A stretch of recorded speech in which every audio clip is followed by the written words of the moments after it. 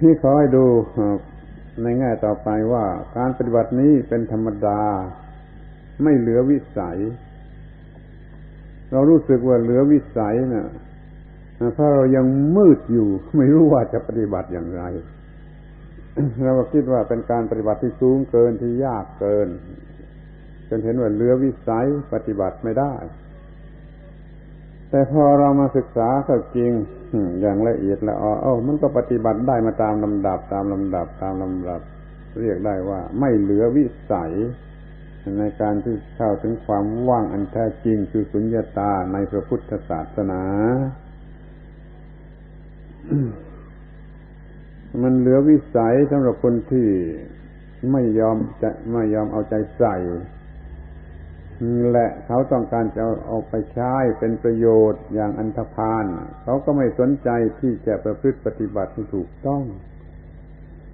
ถ้าสนใจจะปฏิบัติให้ถูกต้องมันก็ไม่เหลือวิสัยเหลือวิสัยเพราะเราไม่สนใจกันเองแล้วเอาไปล้อเล่นทั้งที่ไม่รู้เรื่องนี้เลยหรือไปว่าเองตามชอบใจตัวเองโดยที่ไม่ต้องรู้เรื่องนี้เลยถ้าอย่างนี้มันก็ตันมันก็เหลือวิสัยถ้าปฏิบัติไปตามลำดับ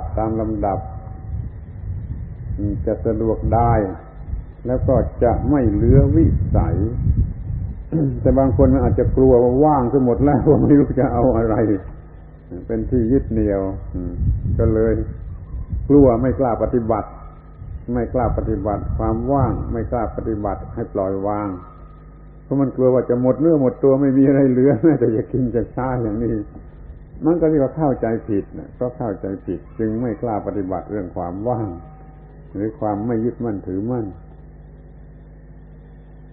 บอกอะไรก็เป็นสิ่งที่ไม่ควรยึดถือให้ปล่อยวางเสียให้หมด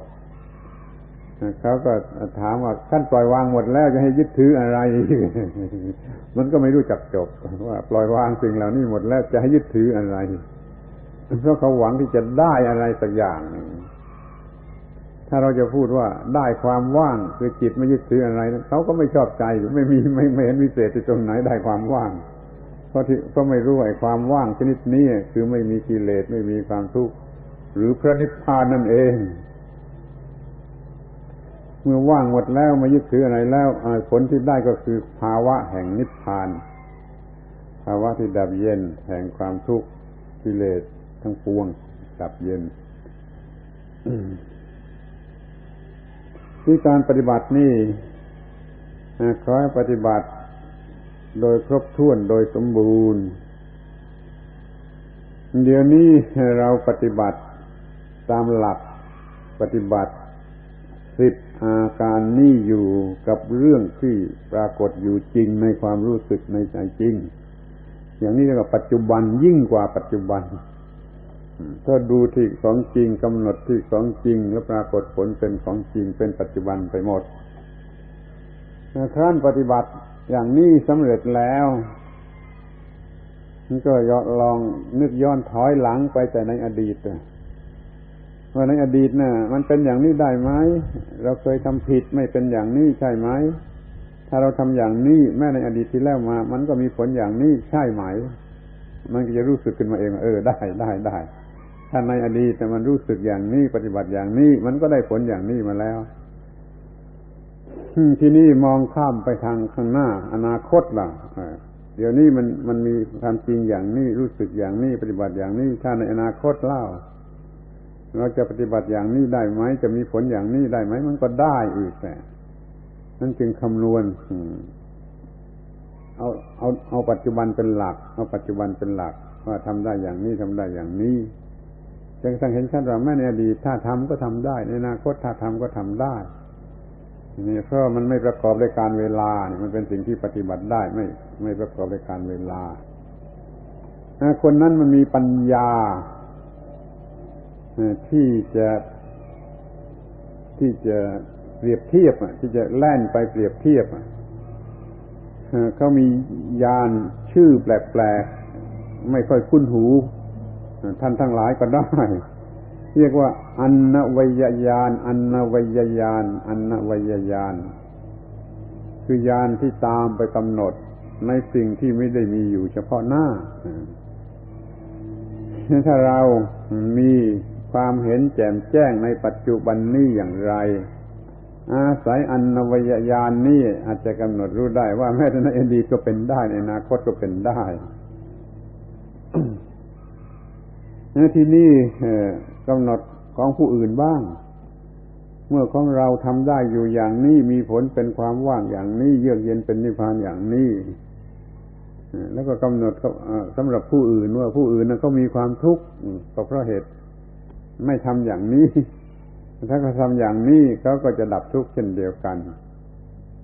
นั้นจึงมีหวังว่าแม้ผู้อื่นเขาก็จะปฏิบัติอย่างนี้ได้ดังนั้นเราก็ควรจะช่วยเหลือเขาให้เขาปฏิบัติอย่างนี้ด้วย มันไม่มีตัวตนไม่มีความยึดถือว่าตัวตนในบัดนี้แล้วไม่เหลืออยู่แม้แต่ความกังวลว่าอาจจะมีตัวตน เกี่ยวกับความยึดถือว่าตัวตนนี่ท่านมีไว้เป็นสองขยักฟังดูฟังได้ว่ามันมีอยู่เป็นสองขยักคือว่ารู้สึกไม่มีตัวตนเดี๋ยวนี้แต่มันมีความกังวลวิตกว่าอาจจะมีตัวตนข้างหน้า ถ้าปฏิบัติให้ชัดเจนแจ่มแจ้งลงไปมันจะหมดไปทั้งตัวตนเดี๋ยวนี้และความกังวลว่าจะมีตัวตนข้างหน้านั่นก็ต้องตัดความกังวลว่ามันอาจจะมีข้างหน้าหรือมันมีในที่แห่งอื่นคือมีในที่แห่งอื่นที่ไม่ได้มาปรากฏอยู่เฉพาะหน้าของเราในการเจริญวิปัสสนาแม้ความกังวลอย่างนั้นก็หมดไปความเห็นว่าไม่เป็นตัวตนมันก็หมดไปความกังวลว่าอาจจะมีตัวตนที่ไหนเหลืออยู่มันก็หมดไปนี่ถ้าปฏิบัติอย่างนี้เรียกว่ามันถอนรากถอนเหตุถอนอะไรหมดจดสิ้นเชิงสำหรับจะไม่มีตัวตนเรียกว่าว่างเป็นว่างอย่างยิ่งเป็นว่างอย่างยิ่งเขาเรียกว่าปรมสุญญตาอนุตตรปรมสุญญตามันเรียกมันว่างอย่างยิ่งว่างอย่างยิ่งจนเกลี้ยงไม่มีทางที่จะเหลือแม้แต่เยื่อใยวี่แววที่เรียกว่าความกังวล มีผลโดยตรงก็เพื่ออยู่เหนือโลกดับกิเลสดับทุกข์ได้สิ้นเชิงเนี่ยผลโดยตรงแล้วก็ยังมีผลโดยอ้อมว่าแม้เรายังไม่ปฏิบัติเพื่อดับทุกข์ได้สิ้นเชิงแต่เราก็มีผลเพื่อประโยชน์แก่ปัจจุบันนี้ไปก่อนก็ได้เปรียบเทียบด้วยการเจริญอานาปานสติภาวนานะยังไม่สำเร็จผลเป็นการบรรลุมรรคผลแต่มันก็มีผลอย่างมากคือสงบสุขอยู่ได้ที่นี่และเดี๋ยวนี้เป็นปัจจัยแก่สุขภาพและอนามัยอย่างยิ่งเราจะเจริญอานาปานสติภาวนาเพียงเพื่อสุขภาพอนามัยในที่นี่เดี๋ยวนี้มันก็ยังมีผลคุ้มแล้วเหลือหลายแล้วคือไม่ต้องเป็นโรคประสาทให้ละอายแมวกันเหมือนที่เป็นกันอยู่เรื่องสุญญตานี่ก็เหมือนกันนะถ้าหากว่ามันยังไม่บรรลุมรรคผลเป็นพระอรหันต์แต่มันก็มีประโยชน์อย่างยิ่งที่จะทำให้คนนั้นสบายว่างไม่ต้องเป็นโรคประสาทให้ละอายแมวอีกเหมือนกันควรจะนึกถึงประโยชน์ส่วนนี้ที่มันจะได้ทันทีทันควันก่อนประโยชน์ใดกันไว้ด้วยเรียกว่าประโยชน์ทางวัตถุทางกายก็ได้ประโยชน์ด่วนๆทันควันขั้นทั่วไปขั้นต่ำๆนี่ก็ได้ลองทำดูถ้าจิตมันว่างไม่ยึดถืออะไรแล้วมันเป็นโรคประสาทไม่ได้มันเป็นบ้าไม่ได้ นั้นขอให้ถือเอาประโยชน์ตั้งแต่เริ่มลงมือปฏิบัติแล้วเริ่มเอาเรื่อยไปจนไปถึงที่สุดคือการบรรลุมรรคผลที่อยากจะแนะให้เห็นเนื่องกันไปกับข้อธรรมะอย่างอื่น เราจะเข้าใจ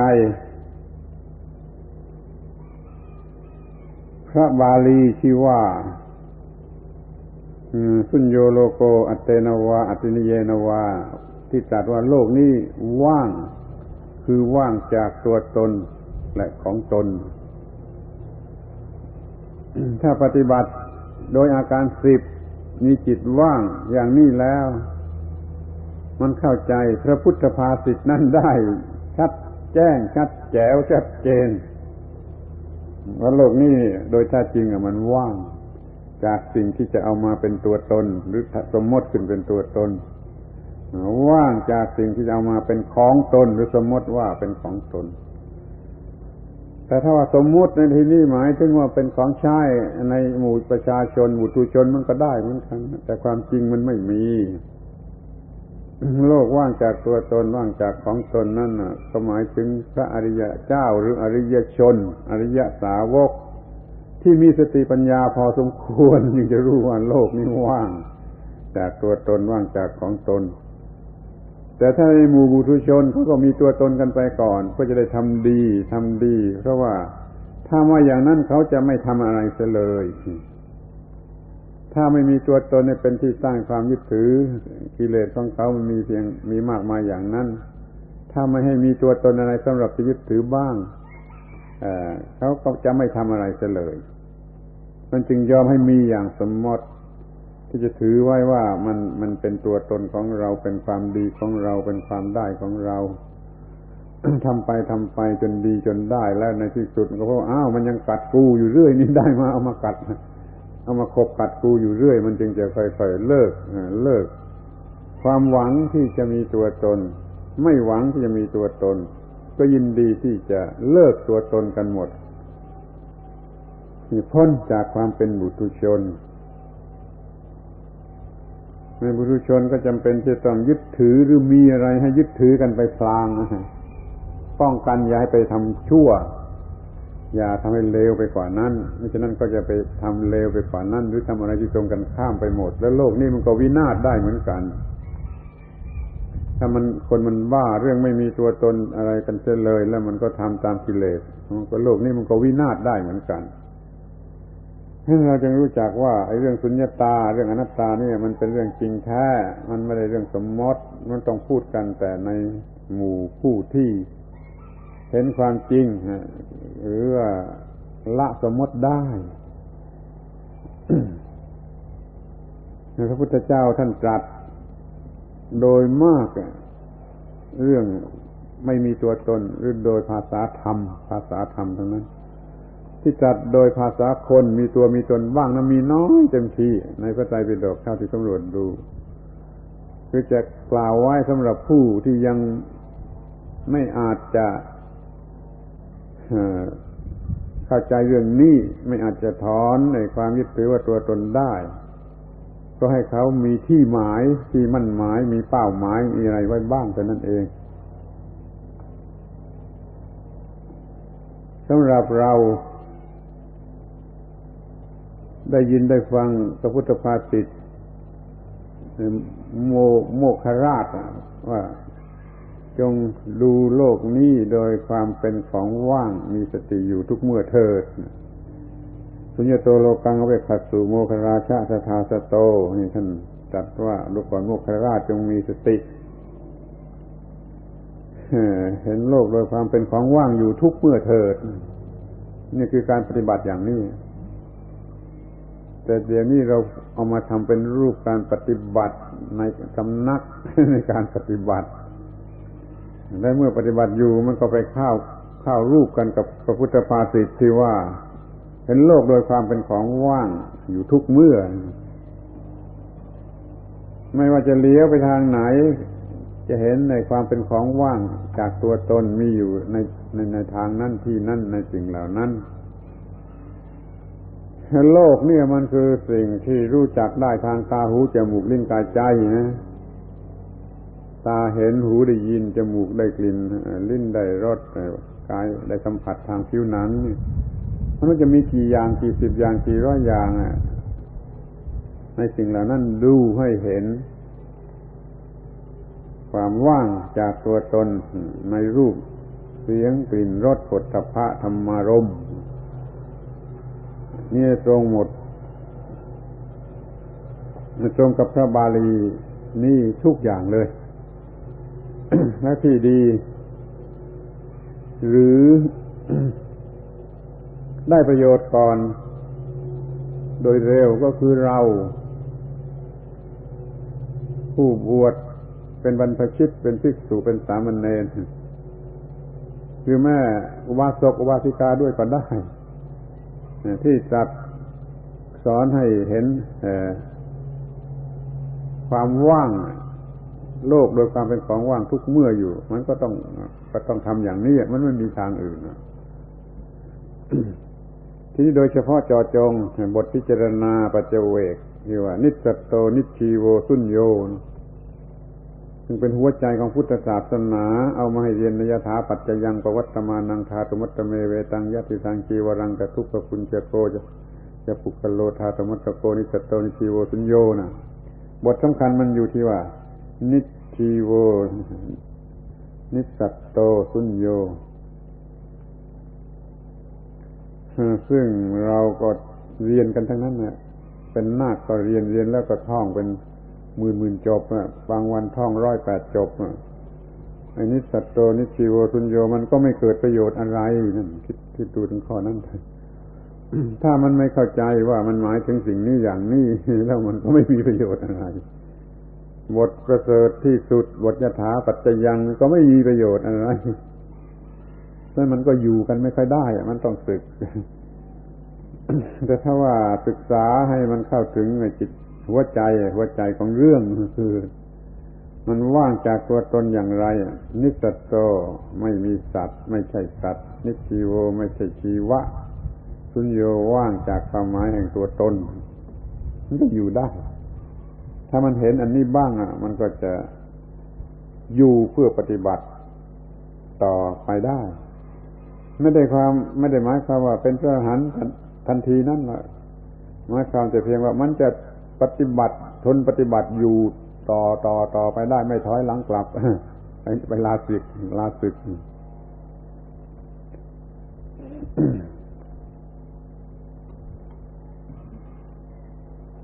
ความหลุดพ้นมันมีได้เพราะปัญญาที่เห็นอนัตตาหรือสุญญตาช่วยเข้าใจกันไว้ดีๆบริสุทธิ์หลุดพ้นได้เพราะปัญญาทีนี้ปัญญาอะไรก็ต้องปัญญาที่เห็นอนัตตาหรือสุญญตาปัญญาอื่นยังไม่เพียงพอที่จะให้บริสุทธิ์และหลุดพ้นได้ที่นี่แหละเราจนควรจะพวกเราที่นี่ควรจะมองเห็นชัดแล้วว่าถ้าเรามีโครงเรื่องดีตั้งต้นถูกต้องมันก็ง่ายมาตามลำดับแม้เรื่องนี้พระพุทธเจ้าท่านก็ได้ตรัสไว้ว่าพรหมจรรย์นี้มันลาดลงไปตามลำดับไม่ใช่ชันโกรกดิ่งทีเดียวถึงมันลาดเอียงไปตามลำดับนั่นเราต้องมีหลักการปฏิบัติที่ถูกต้องมาตั้งแต่ต้นมาตามลำดับแล้วเราก็ปฏิบัติได้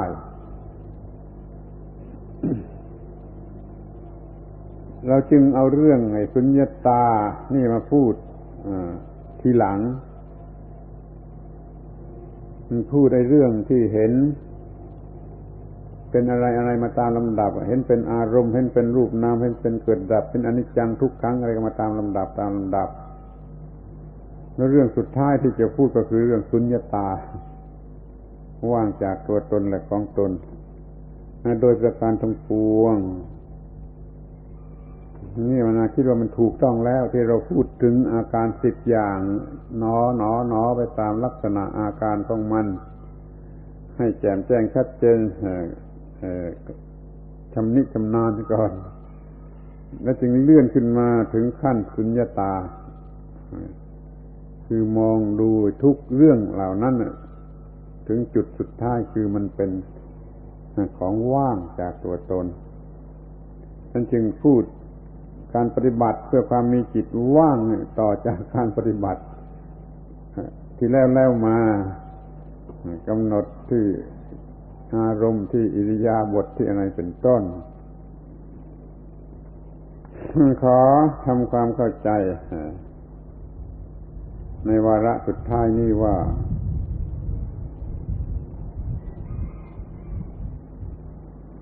เราปฏิบัติด้วยการเห็นความจริงของสิ่งนั้นแล้วก็บอกว่าเช่นนั้นหนอเช่นไม่เที่ยงหนอไม่ใช่ตนหนอว่างหนอแม้ที่สุดแต่ว่าสักว่าอิริยาบถเท่านั้นหนอสักว่าลมเท่านั้นหนอเนี่ยเรียกว่ามันบอกความรู้สึกตามที่เห็นแจ้งที่ว่าหนอบอกกับตัวเองเรื่อยไปทุกขั้นตอนบอกอะไรถ้าถามบอกอะไรบอกความรู้สึกที่เห็นแจ้งแล้วแก่ตัวเองบอกว่าอย่างไรบอกตัวเองว่าอย่างไรมันก็บอกตามที่รู้สึกเห็นแจ้งบอกว่าอย่างไรก็บอกตามที่รู้สึกเห็นแจ้งเช่นว่าไม่ใช่ตนหนออย่างนี้หรือสักว่าอิริยาบถเช่นนั้นเท่านั้นหนอบอกเมื่อไรมันต้องบอกเมื่อนั้นบอกเมื่อมันรู้สึกและเห็นแจ้งจะบอกล่วงหน้าก็ไม่ได้จะเก็บไว้บอกนานๆก็ไม่ได้มันต้องบอกเมื่อนั้นเมื่อเห็นแจ้งอยู่ว่ามันสักว่าหายใจเข้าหนอสักว่าอิริยาบถหนอไม่เที่ยงหนอหรือไม่ใช่ตนหนอมันบอกเมื่อเห็นแจ้งอย่างนั้นก็รีบบอกเสียว่ามันเป็นอย่างนั้นแล้วเติมหนอให้สักหน่อยนึงใกล้ก็เป็นการยืนยันหรือท้าทายบอกทำไมเท้าจงบอกตัวตนทำไมบอกว่าไม่เที่ยงหนอว่างหนอบอกทำไมนั่นก็บอกเพื่อให้มันยังลึกลงไปเหมือนตอกเข็มลงไปเนี่ยเหมือนกับตอกเข็มลงไปมันลึกถอนไปได้จึงบอกว่าไม่เที่ยงหนอหรือว่างหนอหรืออะไรแล้วแต่จะหนอไหนแต่ละหนอละหนอนี่มันต้องบอกตามที่รู้สึกอยู่จริงในขณะนั้นเป็นเหมือนกับตอกตะปูหรือตอกเข็มย่ำลงไปไม่ให้มันถอนขึ้นมาได้คือให้มันมีการเห็นแจ้งประจักษ์ย่ำลงไปนี่เป็นคำถามที่ดีที่สุดที่จำเป็นที่สุดแต่ออกจะลึกลับอยู่บ้างบอกอะไรบอกความรู้สึกเห็นแจ้งที่มีอยู่บอกอย่างไรก็บอกตามที่เห็นแจ้งให้รู้สึกอยู่บอกเมื่อไรบอกทันทีที่มีความรู้สึกเห็นแจ้งอย่างนั้นบอกทำไมบอกเพื่อย้ำให้มันลึกลงไปจนมันถอนไม่ขึ้น แต่ไม่ใช่โดยอุปาทานนะคือที่เรียกว่าพาหุลีกตาภาวิตาเนี่ยคือทำให้ชำนาญทำให้มากทำให้แจ่มแจ้งนี่คือว่าบอกมันเรื่อยไปด้วยการบอกว่าข้าวหนอออกหนอนั่งหนอเดินหนอยืนหนอรูปหนอนามหนอดับหนอเกิดหนอมันเหมือนกับตอกตะปูทุกครั้งที่มันเห็นแจ่มแจ้งแล้วก็บอกตัวเองว่าอย่างนั้นหนอเดี๋ยวนี้ก็เรามาถึงขั้นสุดท้ายคือเรื่องความว่างปฏิบัติเพื่อมีจิตว่างบอกความว่างตามที่ได้เห็นแล้วอย่างไรย่ำลงไปในจิตในสันดานมันเหมือนกับสร้างบารมีฝ่ายที่ดับทุกข์ถ้ามันตอกย่ำลงไปฝ่ายที่เกิดทุกข์เขาเรียกว่าอนุสัยอาสวะอนุสัยมันย่ำลงไปเพื่อเกิดทุกข์ เดี๋ยวนี้เราเพื่อจะถอนเสียซึ่งความทุกข์ ย้ำบอกลงไปในส่วนที่มันเป็นความจริงเป็นความจริงนี่โดยอาการ10อย่างนี่ถ้าช่วยกันจำไว้ได้แล้วจะดีมากก็ยังจะต้องพูดโดยอาศัยหลักนี้กันต่อไปอีกนาน1โดยอารมณ์สำหรับกำหนดว่ามันเป็นอะไรเท่านั้นหนอ2โดยเป็นรูปและเป็นนามหรือเป็นรูปขันธ์เวทนาขันธ์สัญญาขันธ์สังขารขันธ์วิญญาณขันธ์3โดยความเป็นของเกิดดับเกิดดับเกิดดับเกิดดับ4โดยความเป็นของเปลี่ยนอยู่เสมอหรืออนิจจัง5มันเป็นของที่ดูแล้วน่าเกลียดมีลักษณะแห่งทุกข์เป็นทุกขัง6โดยความปราศจากตัวตนหรือของตนเป็นอนัตตา7วิราคะความจางคลายความยึดถือเป็นสิ่งที่มีได้ปรากฏได้เห็นได้นิโรธาความดับไปแห่งกิเลสและอุปาทานเนี่ยมันมีได้ปรากฏได้กระทั่งเห็นว่าเดี๋ยวนี้เราโยนทิ้งหมดแล้วปฏินิสสักขะนี่ก็เป็นสิ่งที่ปรากฏได้เดี๋ยวนี้เข้าถึงภาวะคือความว่างอันสุดท้ายแล้วคือพระนิพพานถ้ามันย้ำเหมือนกับตอกตะปูย้ำกันอยู่เรื่อยๆนี่มันก็เพิ่มบารมีในการที่จะทำลายกิเลสอยู่ทุกวันทุกคืนทุกเดือนทุกปีนี่การบรรยายในวันนี้เรื่องการปฏิบัติเพื่อความมีจิตว่างสมควรแก่เวลาแล้วหวังว่าท่านทั้งหลายคงจะนำไปคิดนึกศึกษาพิจารณาเกิดความเข้าใจและปฏิบัติดูแม้แต่เพียงเข้าใจนี่ก็มีผลเหลือหลายนะครับถ้าเพียงแต่ลองปฏิบัติดูก็จะยิ่งชักจูงไปโดยแน่นอนไปตามทางของพระธรรมที่เป็นเครื่องดับทุกข์ทั้งปวงอาตมาขอยุติการบรรยายนี้ลงด้วยความสมควรแก่เวลาเป็นโอกาสให้พระคุณเจ้าทั้งหลายสวดบทพระธรรมคณะสาธยายส่งเสริมกำลังใจในการปฏิบัติธรรมนี้สืบต่อไป